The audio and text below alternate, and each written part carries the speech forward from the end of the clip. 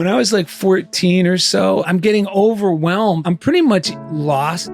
So I asked my dad, and I go, Dad, what am I supposed to be when I grow up? And he goes, how the hell am I supposed to know what you're supposed to be when you grow up? And he goes, but I tell you this, Darrell, whatever it is you want to do, you got to work and fight and bite and grab until you get it. And then he goes, and you know what? Once you got it, it ain't over. I wasn't joining the Coast Guard because I felt patriotic. I was joining the Coast Guard because I had a twisted idea of what discipline was. You're looking for structure? I'm looking for structure, and I thought I need discipline. I thought discipline was surrounding yourself with structure that's like impending punishment. So you're like forced. You have to do it. A prison term. Yeah. It's weird how the meanings of words are right there in plain sight, yes, but you don't recognize them until all of a sudden you get it. So you catch it. Now, discipline to me literally means the origin of the word, which is a disciple. And it means to follow the loving way. It's restraint.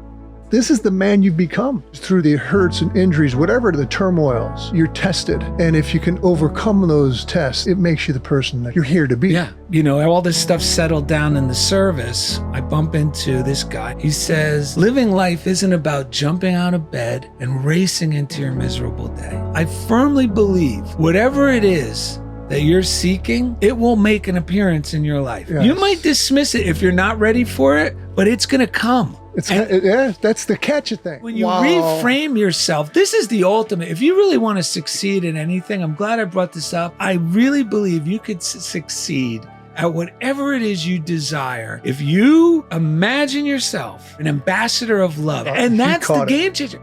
Those things that you would love, like your heart's desire. Yes. Well, now because you're really tuned into the frequency of love, what happens is those desires, because the things that we really love and would like to do, that's an indication, I believe, that they're already in the cards for us and they're just waiting for us and to accept them. It'll come in the most unexpected way. But here's the thing. When we're ourselves being genuine and authentic, all of a sudden this energy flows out of us.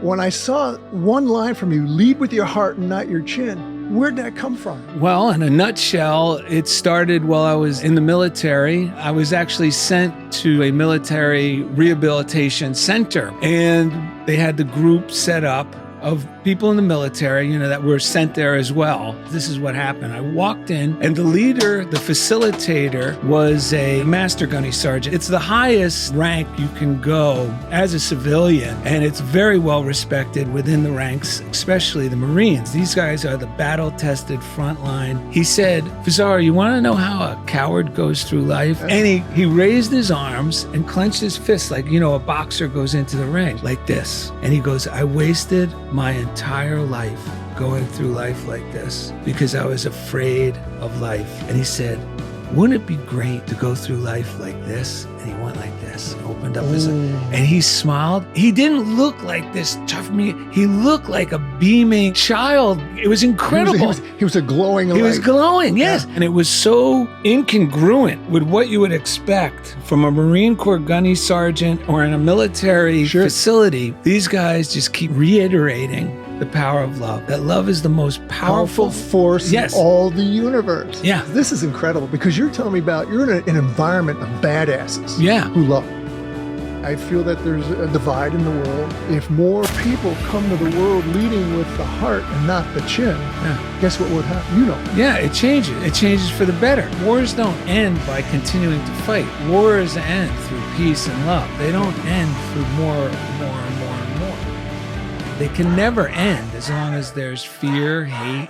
Marcus Aurelius, one of the greatest Roman emperors, he reiterates over and over to himself that hate is not the solution for hate. Only love will resolve hate. Anything.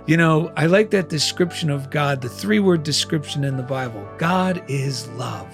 Because if you have a problem with the word God. Use the word love. Use the word love. We said it earlier, and we said it at the same time. Love's the most powerful force in all the universe. And I think the real warriors, the Marines, they get to the point where they've risked their lives so often in so many scenarios, they've come to revere life and they've come to revere love. Yes. And that's a big Yeah. advantage to go Yeah. through life.